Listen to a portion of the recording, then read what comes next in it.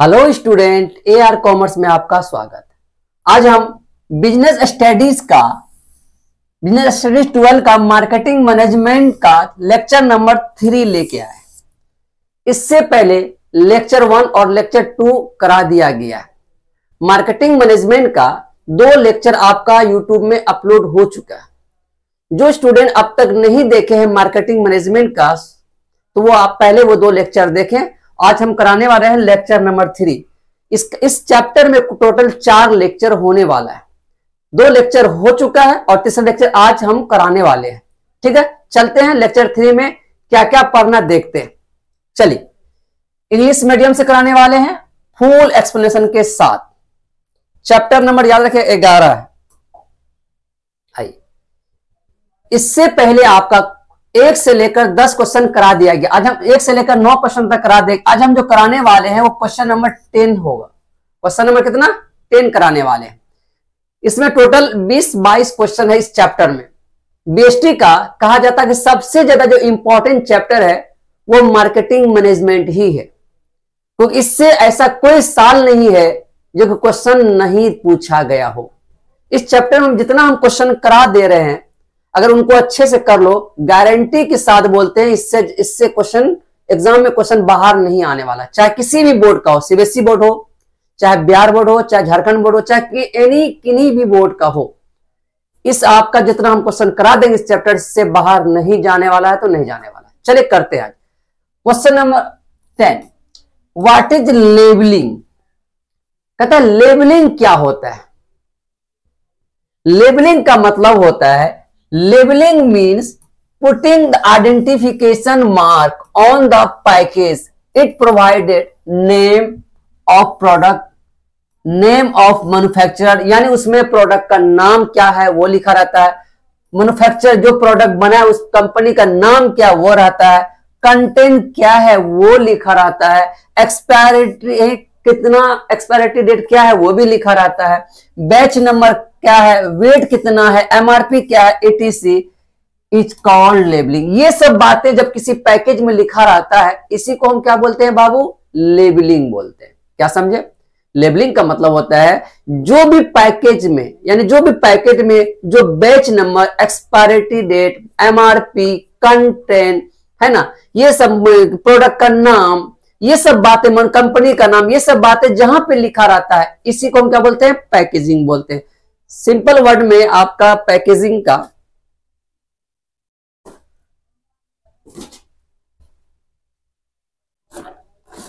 चलिए, ये आप एक डब्बा देखिए, ये एक डब्बा, ये पैकेज हो गया।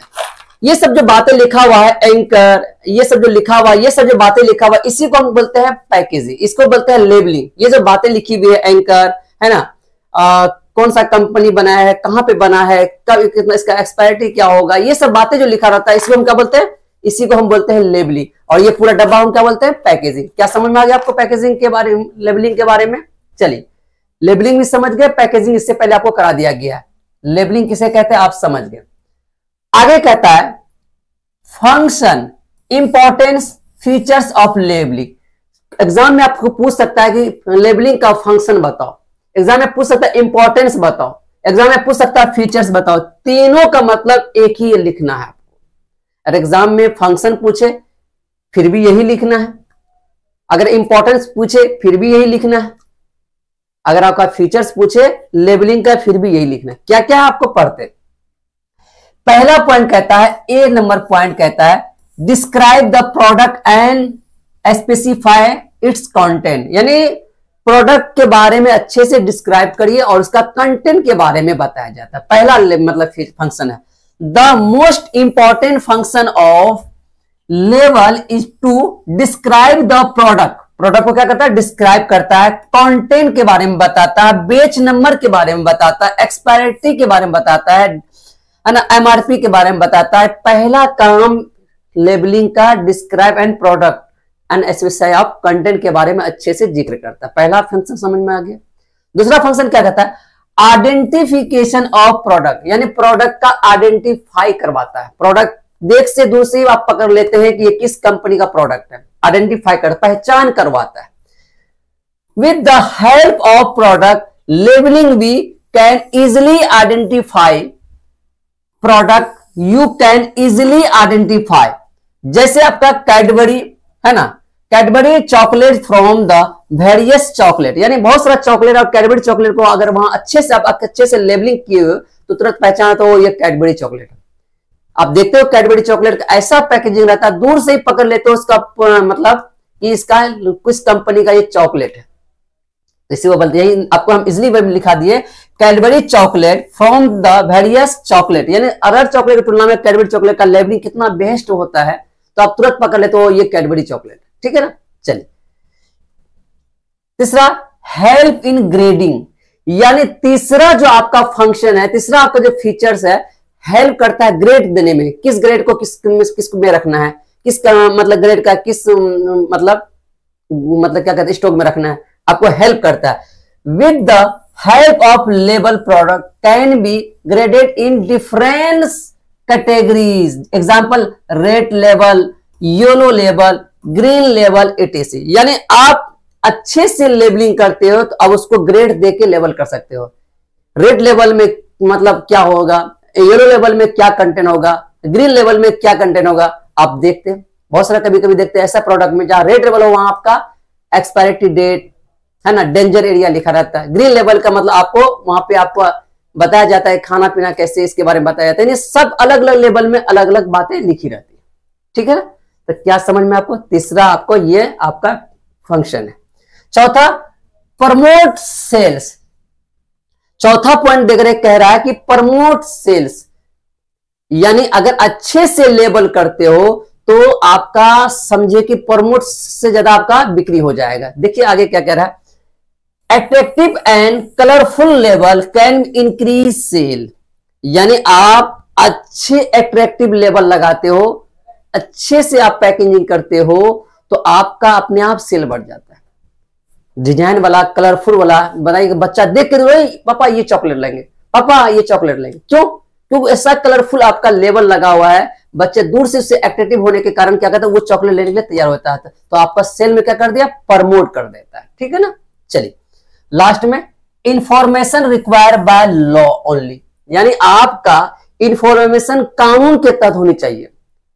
सर ये कैसे?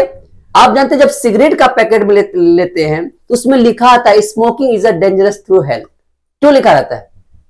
आप फिर भी लेते हो, लेकिन ये बातें आपको लिखना पड़ेगा, सरकार कहता है, गवर्नमेंट कहता है, ये बात आपको दर्शाना पड़ेगा। हो सकता है कि मतलब अगर आप वो बातें नहीं लिखते हो, उसको पीने से किसी की मौत हो जाती है तो आप पे केस हो सकता है। हाँ, हमको कहां बताया कि इसमें आपका डेंजर एरिया है, इसमें आप इसको पीने से हम मर सकते हैं, लेकिन आप वो लिख देते हो तो कोई खरीदने वाला तो देख लेता हो यहाँ इस पे ये स्वास्थ्य के लिए हानिकारक है, लिख दे, फिर वो पीता है, तो इसका मतलब उसका आप कंपनी की जिम्मेदारी नहीं, वो उनका जिम्मेदारी होगा। इसलिए मतलब इंफॉर्मेशन रिक्वायर्ड बाय लॉ, यानी लॉ के अनुसार होनी चाहिए। ये फंक्शन है किसका, लेबलिंग का। क्या बच्चे समझ में आया लेबलिंग? चलिए इसका स्क्रीनशॉट ले लीजिए, ठीक है। चलिए आगे, लेबल सीख लिए, लेबल का फंक्शन सीख लिए। अब आ गया price. What is price mix? Price समझते हो ना, किसी प्रोडक्ट का कीमत, किसी प्रोडक्ट की कीमत कैसे रखना है, पहले समझते हैं प्राइस मिक्स में क्या क्या आता है। आइए, it refer to all the important decision related to fixing of price of commodity that is called price mix. कहने का मतलब प्राइस से रिलेटेड जितने भी इंपॉर्टेंट डिसीजन लेते हैं उसी को हम क्या कहते हैं, प्राइस मिक्स कहते हैं। यानी किसी प्रोडक्ट को बनाने के लिए जितने भी आप मतलब उसका डिसीजन लेते हैं, किसके लिए, प्राइस से रिलेटेड डिसीजन लेते हैं। इसका प्राइस कितना होगा, किस प्रकार का होगा, है ना, मार्केट में और इस तरह का प्रोडक्ट का, सिमिलर प्रोडक्ट का क्या प्राइस है, उससे रिलेटेड जितना भी डिसीजन लेते हो इसी को क्या कहते हैं, प्राइस मिक्स, ठीक है ना। अब देखते हैं, These are flowing factor keep in mind, यानी कुछ फैक्टर आपको माइंड में, प्राइस मिक्स लेते हुए कुछ फैक्टर को आपको माइंड में रखना पड़ेगा। पहला, कॉस्ट ऑफ प्रोडक्ट, देखना कि मेरा प्रोडक्ट जो हम प्रोडक्ट बनाए उसका कॉस्ट क्या लगा और अदर कंपनी का कॉस्ट क्या लगा, अपने और अदर कंपनी की कॉस्ट को क्या करना होगा, कंपेयर करना होगा। दूसरा, कस्टमर्स डिमांड एंड यूटिलिटी, यानी कस्टमर का डिमांड क्या है मार्केट में और उसका खपत क्या है, इसके बारे में भी पता लगाना है। जब तक आपको डिमांड नहीं होगा, जिसका यूटिलिटी यानी कंज्यूम का आपको पता नहीं चलेगा, इसका खपत कितना है, तो आप किसी भी प्रोडक्ट का प्राइस तय नहीं कर पाओगे। ठीक है। तीसरा, एक्सटेंड ऑफ कंपटीशन, यानी देखना होगा मार्केट में जो प्रोडक्ट हम बना रहे हैं उसका क्या है ना कंपटीशन है, कितना कंपटीशन है, किस लेवल तक कंपटीशन है, इसके बारे में भी अच्छे से पता करना। जब ये तीनों कंपोनेंट आपको पता हो जाएगा तब आप उससे रिलेटेड प्राइस क्या कर तय कर पाओगे। इसी को कहा गया प्राइस मिक्स। क्या बच्चे समझ में आया? चलिए यहां तक समझ में आ गया आपको प्राइस मिक्स। इतना जितना हम बता दें इतना एग्जाम में लिख देना काफी है। ठीक है। चलिए आपका अगला क्वेश्चन कह रहा है, क्वेश्चन नंबर 13 करने वाले हैं, 12 हो गया, क्वेश्चन नंबर 13 करने वाले हैं। व्हाट इज प्लेस मिक्स या फिजिकल डिस्ट्रीब्यूशन मिक्स? इसको हम प्लेस मिक्स कहते हैं, स्थान कहां पे भेजना है, या फिजिकल डिस्ट्रीब्यूशन बोलते हैं। ये सबसे इंपॉर्टेंट एग्जाम में अक्सर पूछा जाता है। कहता है place mix refer to all the important decision related to physical distribution of goods, यानी गुड्स से रिलेटेड जितना भी इंपॉर्टेंट डिसीजन होता है प्लेस के लिए उसी को हम क्या बोलते हैं, फिजिकल डिस्ट्रीब्यूशन बोलते हैं या प्लेस मिक्स बोलते हैं। Goods and service, the decision related to channel of distribution and physical movement of goods, यानी चैनल से रिलेटेड यानी माध्यम से, यानी जो गुड्स आपको किसी स्थान पर भेजना है क्या माध्यम होगा उससे रिलेटेड जो डिसीजन लेना है, इसी को हम बोलते हैं क्या बोलते हैं, फिजिकल डिस्ट्रीब्यूशन मिक्स। ठीक है ना। जैसे channel of distribution refer to the people और middle man who help in the distribution, यानी आपके पास एक क्या होगा, कंपनी होगा, कंपनी से मिडिलमैन होगा, मिडिलमैन से क्या होगा, कस्टमर, और क्या कहते हैं रिटेलर, और रिटेलर से क्या होता है आपका कस्टमर होता है।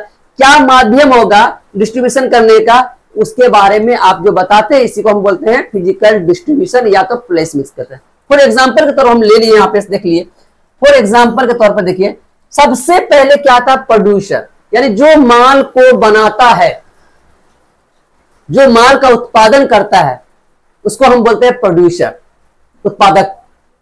उत्पादक किसको माल बेचेगा, या तो एजेंट को या तो एजेंसी को। एजेंसी होता है क्या, 4 डिस्ट्रिक्ट 5 डिस्ट्रिक्ट का एक क्या कहता है, एक एजेंसी दे देता है कि आइए इस क्षेत्र में, इस एरिया में आप माल सप्लाई करोगे। उसको जब 4-5 डिस्ट्रिक्ट का अगर आपको उसको माल बेचने का जब मतलब लाइसेंस दिया जाता है उसको हम बोलते हैं एजेंसी। एजेंसी क्या करता है, फिर वो होलसेलर को भेज देता है। होलसेलर क्या होता है, एक जिला में 4, 5, 6, 7 क्या होता है, होलसेलर एरिया में बांटता है कि यहाँ का होलसेलर आप होगे, उस एरिया का होलसेलर आप होगे, तो होलसेलर को सप्लाई करता है। होलसेलर क्या करता है, रिटेल, होलसेलर से कौन ले जाता है, उस एरिया का रिटेलर माल लेके जाता है, और लास्ट में रिटेलर से कौन लेता है, आपका कस्टमर आपको माल क्या करता है, खरीद लेता है। ये जो चैनल बना हो गया, एक जो माध्यम बना गया प्लेस को पहुंचाने में, एक प्लेस से दूसरे प्लेस तक पहुंचाने का जो माध्यम बना गया, इसी का नाम पड़ गया फिजिकल डिस्ट्रीब्यूशन कहिए या तो प्लेस मिक्स कहिए। क्या बच्चे समझ में आ गया है ना। Place mix refer to all important related to physical distribution of goods and service.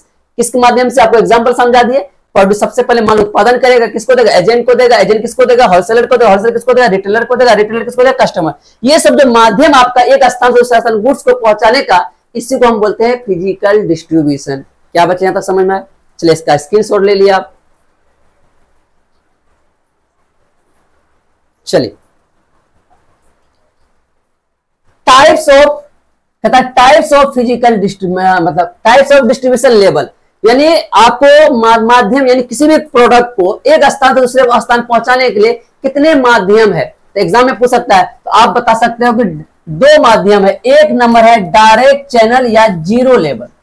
Direct channel या जीरो लेवल क्या होता है देख लेते हैं। Here product are directly delivered by producer to consumer, यानी इसमें क्या होता है, कोई भी प्रोडक्ट जब बनाते हैं डायरेक्ट प्रोड्यूसर से और कस्टमर के पास डायरेक्ट पहुंचा देते हैं, ऐसे डिस्ट्रीब्यूशन को हम बोलते हैं डायरेक्ट चैनल या जीरो लेवल डिस्ट्रीब्यूशन कहते हैं। जैसे अब बताइए, भारत सरकार राफेल जहाज खरीदा, तो क्या वो एजेंसी के पास गया, तो क्या वो होलसेलर के पास गया, क्या वो रिटेलर के पास गया? नहीं ना, डायरेक्ट कंपनी को ऑर्डर दिया कि भाई हमको 36 जहाज चाहिए, और कंपनी डायरेक्ट बना के भारत सरकार को दे दिया, यानी बीच में कोई भी मिडिलमैन नहीं रहा। ना तो होलसेलर, ना तो रिटेलर, ना तो डिस्ट्रीब्यूटर। तो डायरेक्ट कंपनी अगर कस्टमर को डायरेक्ट पहुंचा देता है तो ऐसे लेवल को हम बोलते हैं डायरेक्ट लेवल, डिस्ट्रीब्यूशन लेवल या जीरो लेवल कहते हैं। वही बात कह रहा है आपका, है ना, यहाँ पे लिखा हुआ है हेयर प्रोडक्ट, है ना, आर डायरेक्टली डिलीवर्ड, डायरेक्ट, है ना, डायरेक्टली, यहाँ पे आर है, देखिए ये आर है, directly delivered by the producer to किसको, कंज्यूमर को, ठीक है ना। जैसे हैवी मशीन या एरोप्लेन, हैवी मशीन देखिए बड़ी बड़ी कंपनी जो हैवी मशीन वो लिमिटेड प्रोडक्ट बनाता है, वो डायरेक्ट क्या करता है ना, कंपनी अगर किसी को हैवी मशीन चाहिए वो डायरेक्ट कंपनी के पास गया, ऑर्डर दिया, कंपनी बना के उसको दे दिया। बीच में बहुत महंगा होता है, कोई मिडिलमैन नहीं होता है। ये सब जो काम होता है वो आपका डायरेक्ट चैनल में होता है या तो जीरो लेवल में होता है। पहला माध्यम टाइप्स दो प्रकार का, पहला टाइप्स आपको डायरेक्ट लेवल बता दिया, दूसरा टाइप्स इनडायरेक्ट लेवल, दूसरा टाइप का आपका इनडायरेक्ट लेवल। इनडायरेक्ट लेवल में मिडिलमैन होता है, देख लिए, इसमें one level channel, one level मतलब एक ही मिडिलमैन होगा इसमें। जैसे here only one middleman adopt firm supply the product to retailer and retailer supply goods to customer, है ना। For example car, diamond, ETC, इसमें एक मिडिलमैन होता है। कितना मिडिलमैन होता है, एक। कंपनी बनाता है जो, वो क्या कहता है, डायरेक्ट एक क्या कहता है, शोरूम होता है ना, एक शोरूम होता है, यानी कंपनी माल डायमंड बनाया, हीरा बनाया, है ना, और या क्या कहते हैं कार बनाया, वो डायरेक्ट कंपनी क्या करता है, शोरूम को भेजता है। हर जिले में, हर डिस्ट्रिक्ट में एक शोरूम तैयार कर लेता है, वहां भेज देता है माल को और वहां से कस्टमर ले लेता है, यानी बीच में एक मिडिलमैन रहता है। ऐसे चैनल को बोलते हैं वन लेवल चैनल। क्या समझ में आपको बताए कार, अब कार के लिए क्या अलग अलग क्या होता है, क्या स्टेज नहीं होता ना, कंपनी डायरेक्ट बना के किसको देता है, शोरूम वाले, शोरूम किसको देता है, कस्टमर, यानी वन लेवल आ गया। दूसरा का टू लेवल चैनल, दूसरा कितना आपका टू लेवल चैनल। ये सब हम बता रहे इनडायरेक्ट चैनल में, डायरेक्ट में मात्र एक होता है, याद रखेगा। टू लेवल है, टू मिडिलमैन आर इन्वॉल्व, इसमें दो मिडिलमैन इन्वॉल्व होने वाला है, wholesaler to retailer and retailer to consumer. यानी कोई भी कंपनी कोई प्रोडक्ट बनाएगा तो सबसे पहले कंपनी बेचेगा होलसेलर को, और होलसेलर बेचेगा रिटेलर को, और रिटेलर किसको बेचेगा, कस्टमर को। यानी दो मिडिलमैन यहां आने वाला है, इसलिए टू लेवल चैनल बोलते हैं। यानी बीच में दो मिडिलमैन आ गया तो इसलिए टू लेवल बोला जाता है, ठीक है ना। चलिए, जैसे बिस्किट, ऑयल और सब कोई भी कंपनी जब प्रोडक्ट बेचते हैं तो वहां आपका टू लेवल आता है। तीसरा थ्री लेवल चैनल, यानी आप इस थ्री लेवल जैसे आया, इसमें तीन मिडिलमैन होने वाला है बीच में। कितना, तीन। देखते हैं कौन कौन। Here three middleman are involve when product are distributed, यानी प्रोडक्ट को डिस्ट्रीब्यूट करने के लिए तीन मिडिलमैन इसमें आने वाला है, और ज्यादा प्रचलित आपका यही चल रहा है अभी, मार्केट में ज्यादा देखा जाता है इस चीज को। एग्जाम्पल, सबसे पहले प्रोड्यूसर माल बनाएगा, उत्पादक माल बनाएगा तो बेचेगा किसको, एजेंट को या एजेंसी को या डिस्ट्रीब्यूटर बोलते हैं इसको। डिस्ट्रीब्यूटर किसको बेचेगा, होलसेलर को, होलसेलर किसको बेचेगा, कस्टमर को, और कस्टमर किसको बेचेगा, कंज्यूमर को। इसमें आपका बीच में प्रोड्यूसर और कस्टमर के बीच में कितना मिडिलमैन आ गया, एक दो तीन, यानी तीन मिडिलमैन आ गया, इसीलिए कहता है थ्री लेवल चैनल। यहाँ पे दो है ना, यहाँ पे दो मिडिलमैन आया था इसलिए दो लेवल, टू लेवल चैनल, और यहाँ सिर्फ एक मिडिलमैन आया था इसलिए वन लेवल चैनल। क्या बच्चे यहां तक समझ में आया। तो आपको बता दे टाइप्स ऑफ डिस्ट्रीब्यूशन लेवल, तो बताइएगा टाइप्स ऑफ पूछ ले एग्जाम में, ऑब्जेक्टिव में पूछ लेगा, बताइए टाइप्स ऑफ डिस्ट्रीब्यूशन लेवल, यानी किसी भी गुड्स को भेजने के लिए कितने माध्यम थे, बताइएगा दो, एक डायरेक्ट एक इनडायरेक्ट, ठीक है ना। डायरेक्ट में एक ही होता है, direct company to customer direct, यानी माल बनाकर डायरेक्ट कस्टमर को सप्लाई करते, जैसे हैवी मशीन, एरोप्लेन, इसके बारे में बताए। और इनडायरेक्ट लेवल में आपको हम बता दिए तीन माध्यम है, एक वन लेवल, टू लेवल और थ्री लेवल। तो यहां तक समझ में आ गया। चलिए इसका स्क्रीनशॉट लिए आगे चलते हैं। ये याद रखिएगा, ये डायरेक्टली है, DIR है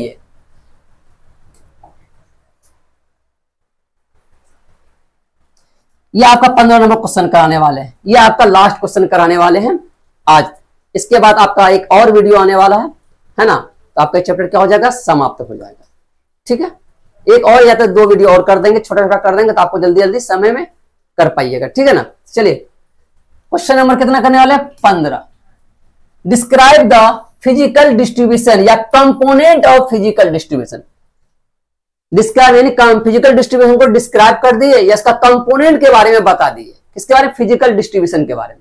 आइए, सबसे पहला ऑर्डर प्रोसेसिंग।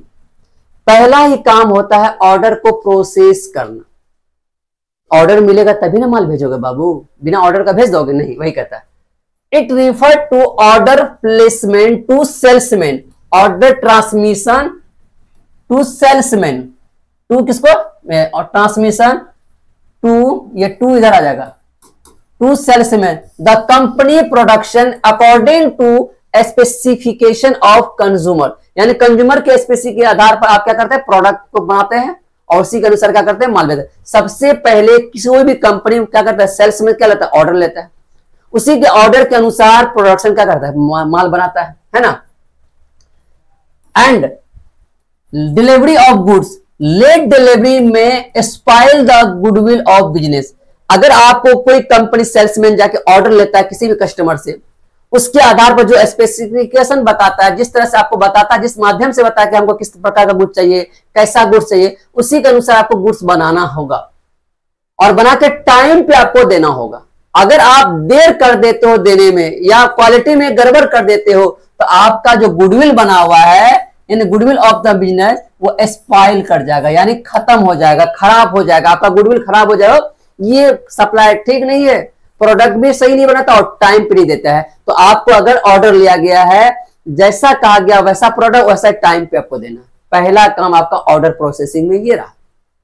दूसरा, ट्रांसपोर्टेशन। जब आपका ऑर्डर प्रोसेस हो जाएगा, दूसरा का ट्रांसपोर्टेशन कैसे करोगे, किस माध्यम से करोगे, वही तो कह रहा है। It means physical movement of goods from one place to another place. यानी कोई भी प्रोडक्ट को एक स्थान से दूसरे स्थान पहुंचाने के लिए, ये देखिए यहां से इधर काट दीजिएगा, ये फालतू आ गया यहां से, याद रखिएगा, इतना तो कोई काम नहीं। यहां तक, सॉरी, यहां तक का कोई काम नहीं। हम यहां पे ऐसे काउ कर देते, थोड़ा सा टाइपिंग में एक्स्ट्रा आ गया, इतना का कोई काम नहीं। ठीक है, इतना का कोई काम नहीं है ना। वन प्लेस, फॉर एग्जाम्पल, ये भी यहां तक सर, एग्जाम्पल यहां से ये भी नहीं है। चलिए फिर से पढ़ते, transportation. It means physical movement of goods from one place to another place. The product produce in Assam has to be transported to almost all the states of India. यानी आप कोई प्रोडक्ट बनाते हो या आसाम में कोई क्या होता है, वहां पे चाय पत्ती होती है, अगर वहां आप ऑर्डर करते हो तो वहां से माल मंगाते हो, तो पूरे इंडिया में पहुंचाने के लिए तो किससे पहुंचाओगे? बाय एयर के द्वारा, एयर, रेल के द्वारा, रोड के द्वारा, वाटर के द्वारा या पाइपलाइन के द्वारा। ये प्रोडक्ट आप कैसे पूरे इंडिया में कैसे पहुंचाओगे? आपका माध्यम रहेगा एयर, रोड, है ना, रेल, रोड, वाटर, पाइप, ये सब के द्वारा आप क्या कर सकते हो? पहुंचा सकते हो। ठीक है ना। चलिए, तो यहां से आप याद रखिएगा बाबू, यहां से लेकर यहां तक काट दिए, इतना तो नहीं उतारना। ठीक है ना। चलिए, अगला क्या करा? Where housing. वेयर हाउसिंग का मतलब क्या होता है? गोदाम। गोदाम के बारे में जानते हो, है ना। स्टॉक रूम जानते हो, स्टॉक रूम को हम क्या बोलते हैं? वेयर हाउसिंग बोलते हैं, गोदाम बोलते हैं, वेयर हाउसिंग भी बोलते हैं।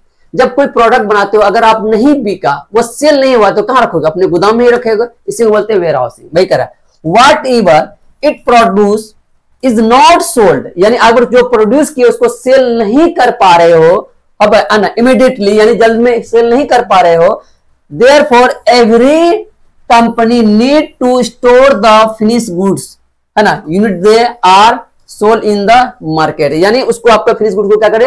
स्टोर कर लिए, अपने वेयर हाउस में क्या कर लो? स्टोर कर लो। यही कह रहा है, कोई दिक्कत? Whatever produce is not sold immediately, अगर इमीडिएटली सेल नहीं कर पा रहे हैं, therefore every company need to store the finish goods. Finish good क्या करते हैं? स्टोर कर लेते हैं, है ना, until they are sold in the market. जब तक आपका मार्केट में सेल ना हो जाए तब तक उसको अपने स्टोर में, अपने वेयर हाउसिंग में क्या कर रखो? स्टोर करके रख लो। प्रोसेसिंग में समझ, ऑर्डर प्रोसेसिंग हो गया, ट्रांसपोर्टेशन हो गया, आपका वेयर हाउसिंग भी हो गया। ठीक है ना, कंपोनेंट, 3 कंपोनेंट आपको बता दिया गया। चौथा कंपोनेंट में है आपका इन्वेंट्री। चौथा क्या आपका इन्वेंट्री। इसके अलावा भी तो मेन आपको ये 4 है, ठीक है ना। It refer to maintenance of stock of goods and it's supplied whatever is, है ना, demanded maintenance of stock require cost some time, price get fluctuated. यानी क्या करते हो, जब आप कोई प्रोडक्ट बनाते हो, आप जानते हो कि कोई कोई मतलब सीजन में रेट बढ़ जाता है मटेरियल का, सप्लाई का क्या रेट होता है, बढ़ जाता है, जिसके कारण आपका कॉस्ट क्या होता है, बढ़ जाता है। आप क्या करो, उस माल को पहले ही क्या करो, स्टॉक कर लो। क्या कर लो, स्टॉक कर लो। अगर स्टॉक कर लेते हो तो आपको क्या होगा, उस समय जिस समय आपका महंगा हो जाएगा प्रोडक्ट, जैसे मटेरियल महंगा हो जाएगा, उस समय आपका वो स्टॉक क्या करेगा, काम देगा। इसीलिए आपको चौथा काम क्या करना है, इन्वेंट्री को मेंटेन करके रखना। इन्वेंट्री क्या करना, मेंटेन करके रखना। क्या बच्चे यहां तक समझ में आ गया आपको।